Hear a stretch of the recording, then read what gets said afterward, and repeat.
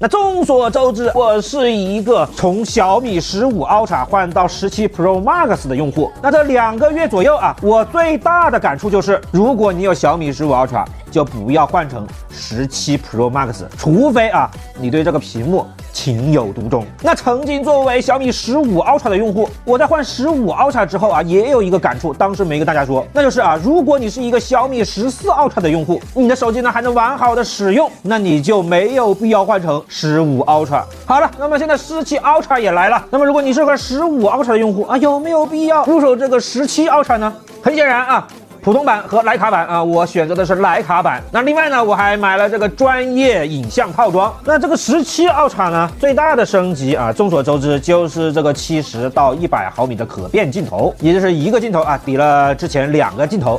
而且中间啊有一些焦段呢都可以变化，像素呢也不会因此啊受损。那不得不说，小米17 Ultra 这个设计成功引起了我的注意。但是呢，话又说回来，70到100毫米这个范围呢还是有点太小了。如果能50到100啊，那就更好了。当然了啊，这个呢可能会有一些物理限制，因为焦段越广，它的镜头呢就会越大。手机嘛啊一定要拿在手上面，越重就会越影响使用体验。正面、背面，哇！哎，撕成了一个领带的样子，还怪好看的。它有一个包皮，来，我们把它给撸下来。它内包装里面还有一个小米和徕卡的 logo。哎，这个盒子开箱顺滑感有点不行。徕卡的老大和小米的老大啊。好，那么这里呢就是手机的本体了啊。这个膜上面也有小米和徕卡的 logo。我们把这个手机拿出来啊，看看附件里面还有什么东西。镜头保护配件、充电套装、磁吸保护壳。哎。这回的保护壳是磁吸的了，之前14、15 Ultra 影像套装的壳子都没有磁吸。它这个壳子啊，虽然是塑料的，但是它的手感啊，有点皮的感觉。它是贴了一层上去吗？看上去是贴了一层，但是你不仔细看很难看出来。那么这个壳子啊，上面这个圆环它也是可以动的啊，因为徕卡版的 Deco 周边的这个铁圈圈啊，它是可以扭动来变焦的。它随机附带的这个壳子呢，也设计了这个圆环可动，那卡在这个手机上面就可以顺滑变焦。好，我们把这个壳子先放一边啊。下面看一下它这个镜头保护配件，有3个东西：镜头清洁布、腕带以及镜头盖。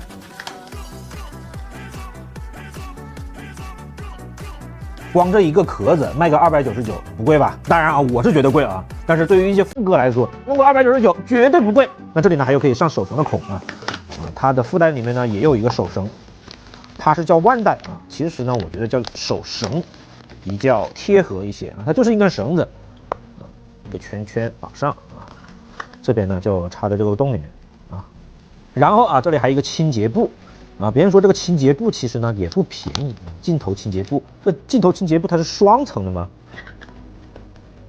？OK， 那么最后呢就是这个充电套装了啊。这充电套装还有必要开吗？我觉得没有必要了吧。这是17 Ultra 的这个充电线，它变成了这种织物包裹的，不是以前那种橡胶塑料的了。OK 啊，那么最后呢，来拆这个手机了。这个手机这个东西不用撕啊，直接可以倒出来。非常漂亮，这个手感也非常舒服。可惜啊，它不是钛金属的，是铝合金的。如果它是一个钛金属的，那更舒服。摄像头、闪光灯、徕卡 logo 啊，小米按键。这种防滑设计真的特别舒服哈，拿在手上面握持感非常的稳。那么17 Ultra 徕卡版呢，它是换了徕卡 UI 的啊，我们开机看看。哎呦，徕卡出来了，看见没有？它里面的这些图标呢，都是用黑色底的图标，非常的酷。但是它这个背景怎么不做成黑色底呢？然后啊，说这个拍照画面也不一样，这个相机，可以的。各位来看啊。它3.2倍到4.3倍是它可变焦的镜头，区别不是很大。来，我们再把这个套子给套上。各位，套上套子之后啊，拧这个对焦环呢就舒服多了。那这个对焦环呢，我觉得啊，2个手拧有点别扭啊，一个手拨比较舒服啊，这样拨啊，这样搓，像打碟一样。OK 啊，这个手机呢就先到这里啊，放一边。下面呢，我们来看这个专业影像套装。哎。我突然发现了一个问题啊，它这个专业影像套装上面是 Ultra， 那我装上了之后，岂不是这个徕卡标看不着了？哎，这个盒子也是设计的比较难开。首先看一下这个圆环，这个圆环动不了啊！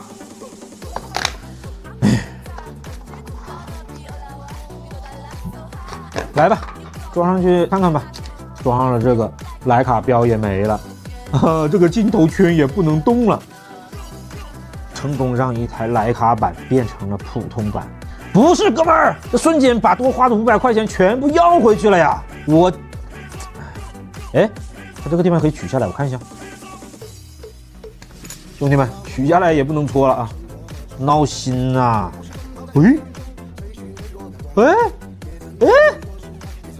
可以了啊，兄弟们，它这个里面附带了另外一个这个圈圈啊，装上去之后，它可以卡住徕卡版里面的那个对焦环啊，它就可以动了啊，就可以动了，哈哈！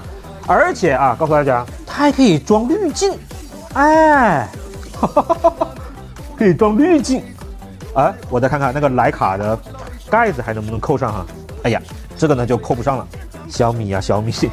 那我试了一下啊，这个影像套装的手柄可以装在徕卡版送的这个手机壳上，但是呢，因为它没有这个开孔啊，这个固定孔啊，所以它固定不住啊，很容易就脱落了，还是比较危险的啊。我不建议这么使用，我更建议啊，小米能推出一个徕卡版的影像套装手机壳，雷军。OK 啊，那么还是回归这个专业影像套装本体。